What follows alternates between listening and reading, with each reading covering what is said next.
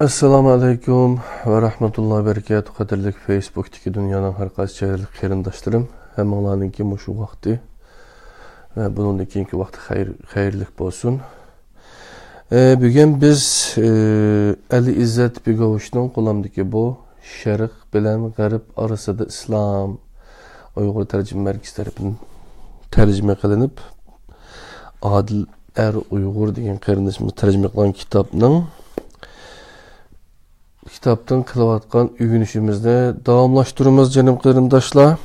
Aldığımız saatte biz kiriş sözünü, birinci saatte, ikinci saatte mukaddime, ondan ziddiyet cedvelini bir kata körüp çıktık.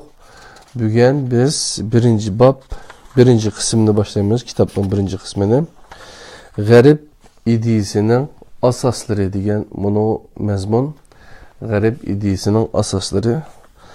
Bunun da birinci bab tedrici terakkiyat ve yaratış degan babda Darwin ve Michael Angelo degan tim ekan. Michael Angelo 1564 yılı öleptiken 1476 yılı tug'ilib şu aralıkta yaşaptı. Ma'rifat uyg'unish devrida İtaliyalik meşhur yaşap ötken İtaliyalik ressam, heykeltıraş, bikar ustası ve şairdir. Toluk ismi Angelo di Lodovico Buonarroti Simoni degan isim kim? Şu mezmunni birlikte ügünümüz canım qarindoshlar. Kitap biraz ağır kitapken seviyesi yukarı, şunlaşka bizge bir paydasımı tegişi mutlak. Çünkü Şərq bilen G'arb o'rtasidagi bu seliştirmalarni biz bilishimiz gerek. Çünkü Şərqdimi, G'arbdimi yaşavatkan qarindoshlarimiz var. İnsan mənbəsiga dair qarashlar butkul dünya qarashlarının asasını teşkil qiladi. İnsanın qandaq yaşaşı kerakligiga dair qarashlar ve tadqiqotlarning hammasi bizning insanın qayerdan kelganligiga dair savolni so'rashimizga turtki bo'ladi. Biroq bilim bilen dinning bu savolga bergan javobi tamamen bir-biriga zid. Kitapның 5'inde aytilib o'tgan bilim ve din. Bu yerdagi din degani islom emas, bu religion. G'arbningki nimasi qarshidagi şu din başka İslam bilen fark kıldı. Yani bu yerde din ve bilimle seliştirip anlakin İslam şu ikilisini öz içine aladı degan bir noktani kitapta baştan ayak okusak köp uçuraydı. Bırak bilim bilen dinning bu sualga bergan cevabı tamamen bir-biriga zid.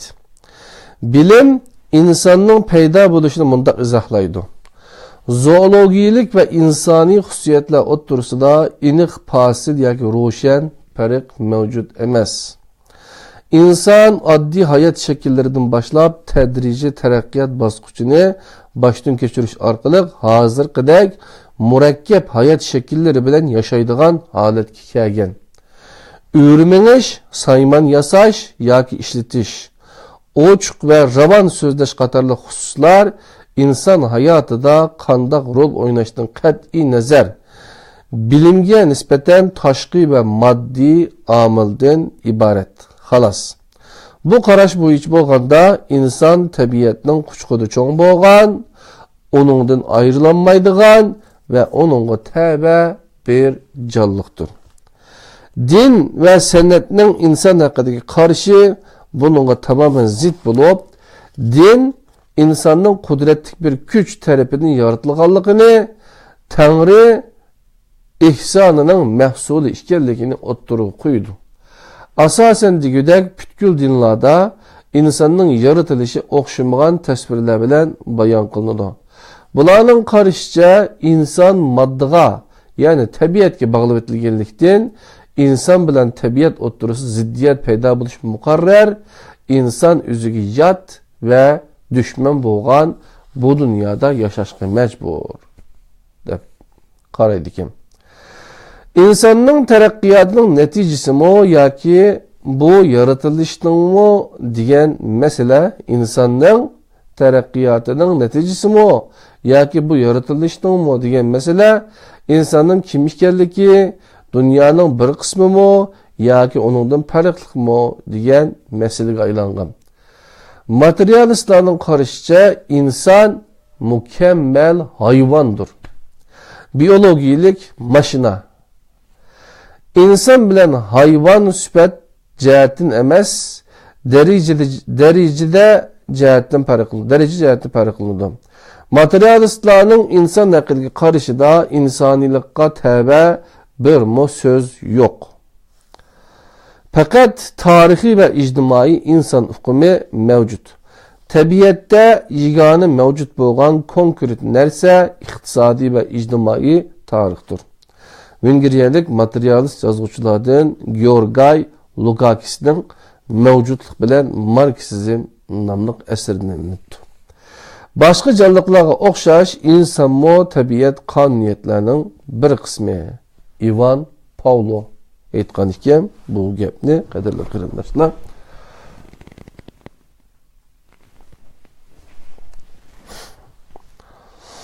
İnsanның takammullugida tashqi ve obyektiv bir amil bolup, o bo'lsa emgek. İnsan tashqi muhit ve öz emgekinin mahsulidir. İngiliz. İnsanның takamullugi ve teraqqiyoti maddi amillar belgilagan tashqi ve biyologik jarayon sifatida ko'riladi. Qol ruhiy hayotni qo'zg'atib, taraqqiyotni tezlashtiradi. İnsanların kolunu işletişke ve sözleşini ügünüşke başlayış qatarlıq hadiseler zoologik tarixinin ahırlaşqını ve insan tarixinin muqaddimesini közdüp bürüdü. Qaramakka ait roşen ve kişini qayil qılgan bu qaraşlarının təsiri hemmige ayan. Lekin bu qaraşlarda mevhum ve yepik bolgan bir nokta bar bulup, o bolsumu insanın bütünley inkar qılmış. Materyalistik felsefede insan küçük parçalarga ayrıldı. Lekin ahirde insan bütünley yo'qolib ketdi. İctimai insan üstüde İngiliz tuncu bulup tahlilip berip, insanni ictimai münasibetlerinin yoki ishlab chiqarish münasibetlerinin bir mahsuloti sifatida ko'rsatdi. Bu noktada insan öz aldığı hech qanday roli bo'lmagan, hech ish vujudga chiqara olmaydigan maxluq sifatida ko'rildi. İnsan mevcut reallıklarının neticesinden ibaret xalas. Öz mahiyetinden bütünlüğü ayırıp taşlangan, fakat biyologiyalik hakikat süpürde körüstülgen insan üstüde Darwin mo etraflık toxtuludu.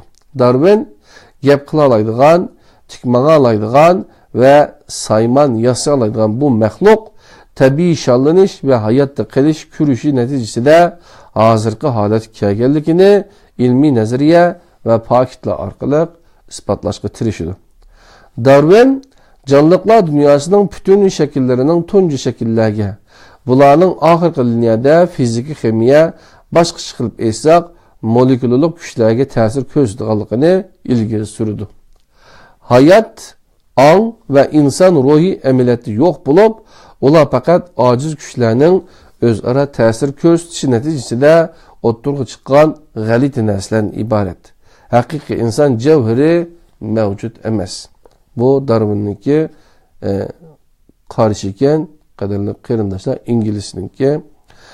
Endi yuqorida qayd qilingan inson tasviridan keyin Shestina Cherkavi tarafidan suratlab berilgan inson tasvirlarini jannatdan qo'g'lanishdan, odamning yaratilishidan dahshatli mahkamagacha bo'lgan butkul jarayonni ko'z oldimizda suratlab bergan bu tasvirlarni ko'zdan ko'chiradigan bo'lsak, bilib bilmay dünya tarixining eng nafis san'at asarlari bo'lgan bu rasmlarning ma'nosini so'ramay turolmaymiz.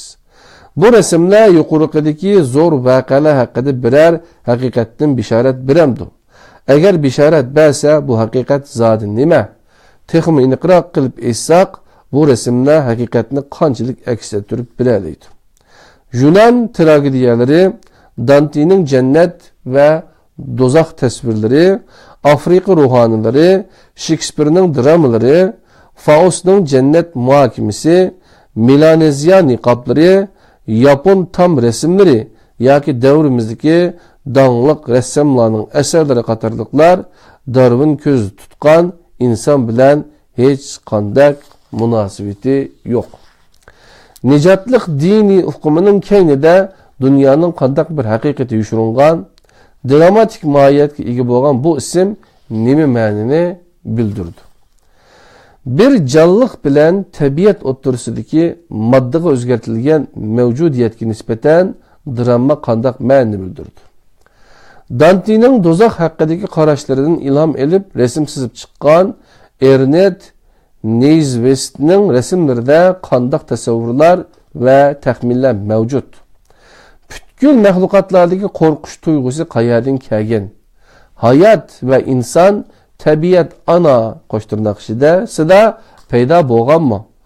Bu savollar bilim suratlab bergan resimning texi tamomlanmaganligini va yetarsiz ekanligini ko'rsatib turdi. Amaliyotda fan dunyoning haqiqiy rasmini emas, haqiqatga mos keladigan rasmlarni suratlab berdi. Lekin bu rasmlarning haqiqatan bir tarafi kam. Bu kamlik sababidan fanning hayot va insonning mohiyati va haqiqati haqida to'g'ri ve etraflık izahat berishdan aciz kelgenlikini ko'rib olaymiz. Bu ahval fanning butkul ifodalarida ko'rildi.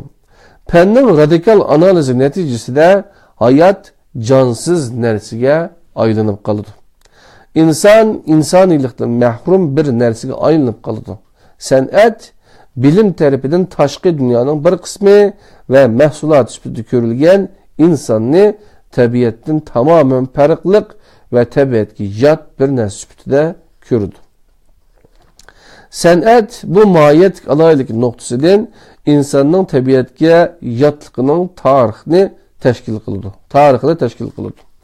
Buningdan shuni ko'rib olishga bo'ladiki, fan bilan san'at insonning manbasi ve tabiat haqida to'qinish ve ziddiyat ishida bo'ladi.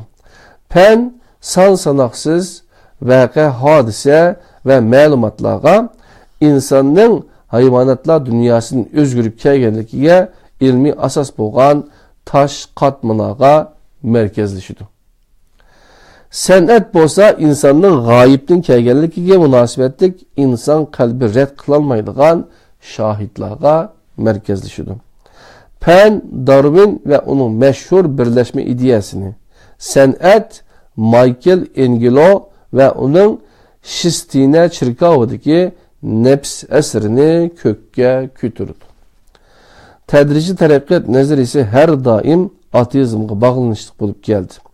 Türlerinin kelip çıkışı ve yok buluş hakkındaki tuncu qarashlarni Rim yazgıçısı ve şairi Lucrez o'ttirib qo'ydi. Lucrez ateizmlik ve Hinduist qarashları bilan tanılgan deb izohat berib o'tib ketdi.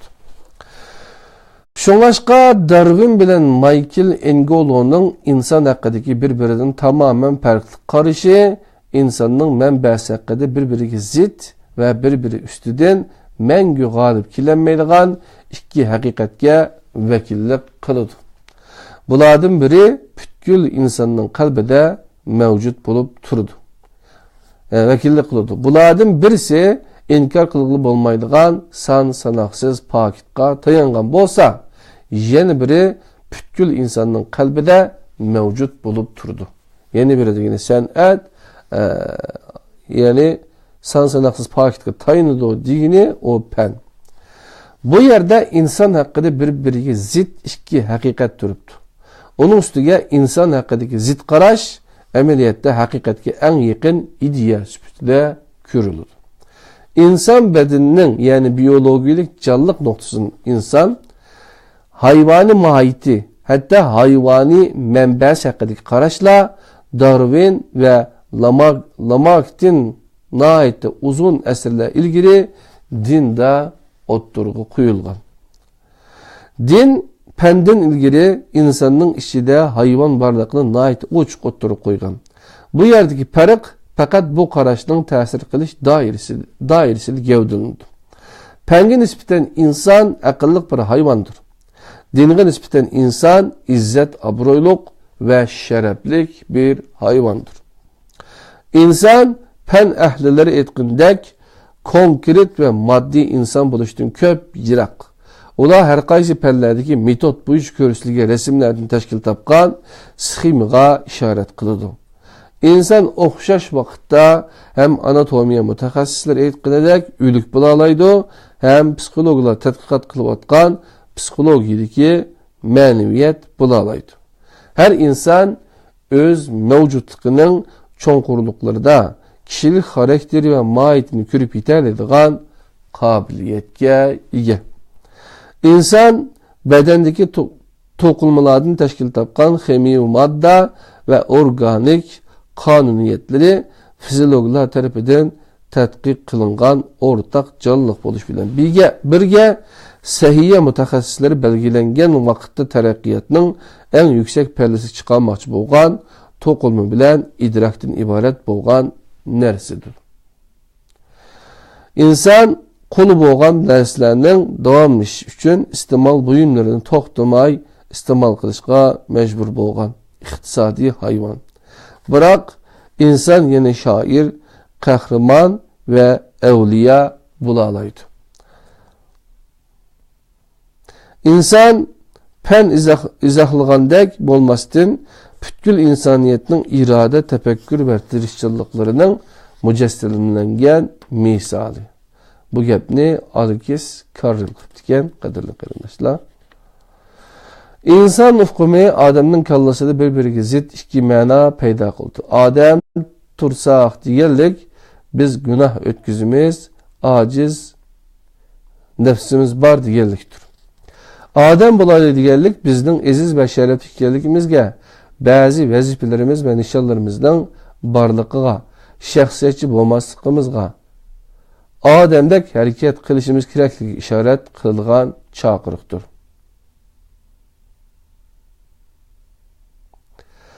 İsa aleyhisselam sen insani tarafını oylaysan da Petrus'a kayıp insani huslanın ornuğa ilahi huslanı takitleydi. Humanizm yani Fransızca humanizm. İnsan merkezlik diyen məniga kilid. Bu atalgı Uygurçada izchil hata işletilib atıdır. Yunan sofizmçileri, yeni humanizmçiler ve mevcudiyetçiler insanlığı mevcutluk aleminde yekki yigane aral süpütü görüşüdür. Mevcudiyetle ve kamus talimatlarının tekassası boyunca Tanrı ve gayib dünya red kılınır.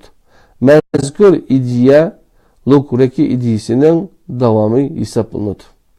Mezkur ideyada Tanrılar ve metafizika ideyası var. Lakin bularning takdirimizga nisbatan hech qanday roli yo'qligi ta'kidlanadi. Biz o'zimiz uchun yashaymiz. Shunga mustaqil holda o'z turmushimiz ve hayatımızda mas'ul bo'lamiz. Lukureki yana mundaq deydi. Tanrılar mevcut. Bırak məşğulları, nefretleri, intikamları ve uruş bilen bent boludu. Ular insanların işığa pakatla çat kirib almaydı. Bu dünya karışımı şirikatlarına kirdi. Bu mevcutluğu asas kıldığan dualarım bulup bu mevcutluğu asas kıldığan dualizm bulup Tanrı'ya kitaplar işinidir. Alemde an ve nişanının barlığını kabul kılışıdır.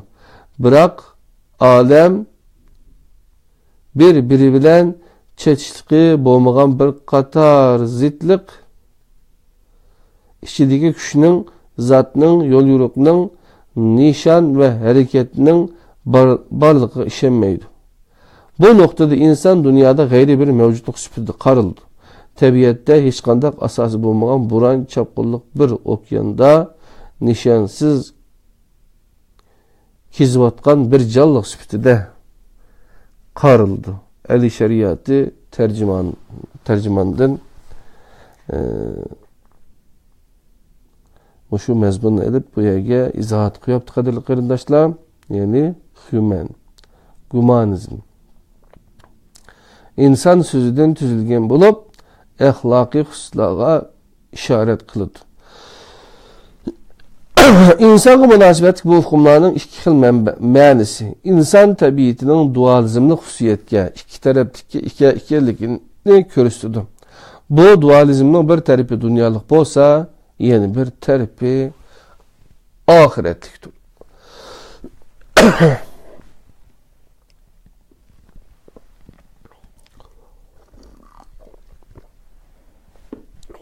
Materyalistlar insanның ruhini inkar qilib, moddiy tarafiga, ya'ni tashqi tarafiga ahamiyat berib, masalalarga mushu nuqta nazar bo'yicha muomala qiladi va ilmiy nuqta nazarni mushuning asosiga qurdi. Ularcha qo'l nuqul emgak uchun bir organ bo'lmasdan, yana uning mahsuloti inson emgak qilish orqali yangi ishlarga ko'nadi. İnsan muskular ve so'ngaklarını uzun müddet işletish orqali taraqqiy qildirdi. Neticede bu irsiylikka ega bo'ladi.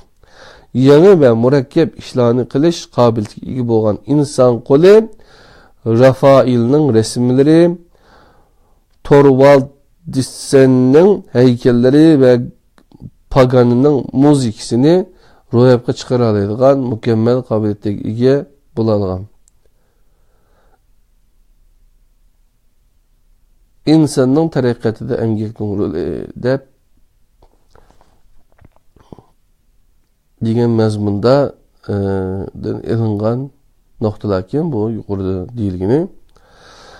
İngilizning inson haqida o'tirib qo'ygan qarashlari insoniy, ya'ni ma'naviy taraqqiyotga emas, biologik taraqqiyotga munosabatlik. Aslida rasm sizish texnikalik bir hodisa bo'lmasdan ma'naviy bir harakat hisoblanadi. Rafael rasmlarini qo'li bilan emas, ruhi bilen vücudga chiqargan. Beethoven eng nadir ve isil ijodiyatlarının asasen digidek gaz vaqtida ro'yobga chiqargan. İnsanның biyologik taraqqiyoti mengu davomlashgan taqdirdimi? Üçüncü bir amil bo'lmay turib, qo'lning o'z oldiga bir narsa ro'yobga chiqarishi asla mumkin emas. Hatta bir az burun tilga ilingan Rafailning resimleriga erishish u yoqda to'sin, tarixdan ilgiriki cho'l o'nko'ylaridagi resimlarning eng ibtidoiyligimi erishgil bo'lmaydi. Bu nuqtada bir-biridan tamamen farqli ikki yo'nalish yoki inson mavjudligining bir-biriga zid ikki tarafi o'ttirg'i chiqadi. İnsan nuqul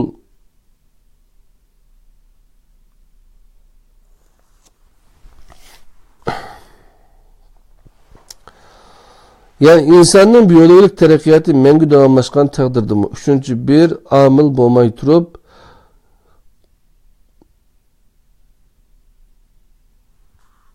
qo'lning o'z oldiga bir narsa ro'yobga chiqarish asla mumkin emas. Hatta bir az burun tilga ilingan Rafailning resimleriga erishish u yoqda to'sin, tarixdan ilgiriki cho'l önküldürdeki resimlerinin en iptidailergimi erişkili bo'lmaydi. Bu noktada bir-birinden tamamen farklı iki yöneliş yoki insan mevcutluğunun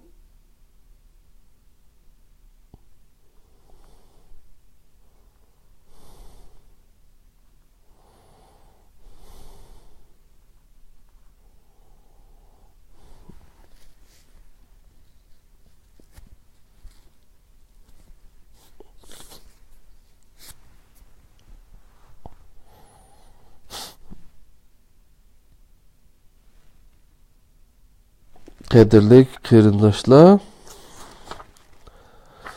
yani boya mazmunni qayta o'qiylik. İngilizning inson haqida o'tirib qo'ygan qarashlari insoniy, ya'ni ma'naviy taraqqiyotga emas, biologik taraqqiyotga munosabatlik. Aslida rasm sizish texnikalik bir hodisa bo'lmasdan ma'naviy bir harakat hisoblanadi. Rafael resimlerini kolu bilen emas, ruhi bilen vücutga çıkargan. Beethoven en nadir ve isil icadiyetlerin asasen dügüde gaz vaxtıda rüyapka çıkargan. İnsanın biyologik terakkiyatı mengü davamlaşkan təqdirdi mu? Üçüncü bir amil bolmay turup kolunun öz aldığa bir nerse rüyapka çıkırışı asla mümkün emas. Hatta bir az burun tılgılıngan Rafael'in resimleri erişiş uyaktı olsun. Tarihten ilgirki çöl önkülürdeki resimlerinin en iktidar ilgimi erişkili bulmaydı. Bu noktada birbirinden tamamen farklı iki yöneliş yaki insan mevcutluğunun birbirine zıt iki tarafi oturup çıkıyordu. İnsan nokul biyolojik məxluq emas, bu xuddi sanat eseri bolgan resimden vücutga çıkış istilgen muayyen miqdardaki boyak yaki bir nakşinin tekstin ibaret emesiga okşaydı. Bir came nurgun taş, çinixiş, yağaç qatarlıqlardan yasildi. Bu to'g'ri elbette. Biroq came haqqidagi haqiqat bu emas. Came hukmi camening silinishig'a munosabatli mazmunlar bilan izohlaga bo'lmaydi. Undaq bo'lmasa bir cami bilan bir kapa o'ttirisida farq bo'lmay qoladi. Gyotining she'rini grammatika, til yoki imlo nuqtasidan tahlil qilsak, yanıla yuqori baho belgili bo'ldi. Bu bir tilning leksikasi bilan bu tilda yozilgan she'r o'ttirsidagi farqqa o'xshaydi. She'rning ma'nosi va tushunish tas bo'lgan mohiyati bor. O'xshash shaklda tash qatmalar antropologiya, morfologiya, fiziologiya inson haqida to'xtalmaydi. Yani bu ilimler insanın tashqi, tasodifiy, mexaniklik ve ma'nidin mahrum tarifi nazarga ilingan ahvolda inson haqida to'xtalmaydi. Bu misalda resim, ma'bud, şiir, qandaq ma'na bildirse insanma o'xshash ma'na bildirdi. İnsan butkul bilimler ta'kidlangandimi murakkab bir xil jonliqdir. Deb Abdulqadir qarindoshlar original idealizm degan mazmunni inshaalloh bu kitobninki 44. biti qadirli qarindoshlar shu tugaydi ekan. Bu yerda original idealizm degan mavzuni inshaalloh kelar soat birlikda o'rganamiz. Bugungi sharh bilan g'arib arasida islom degan Ali İzzet Begovich merhum ustoz shuningki yozib chiqqan asardan birlikda o'rgandik. Qadrli qarindoshlar, yana davomliq o'rganishga birlikda g'arib va sharq orasidagi islomni texmi yaxshi tushunishga foydasi bor deb birlikda sizlar bilan buni qilyapmiz. Kelar soatlik darsimizni ko'rishaylik. Assalomu alaykum va rahmatullohi va barakatuh.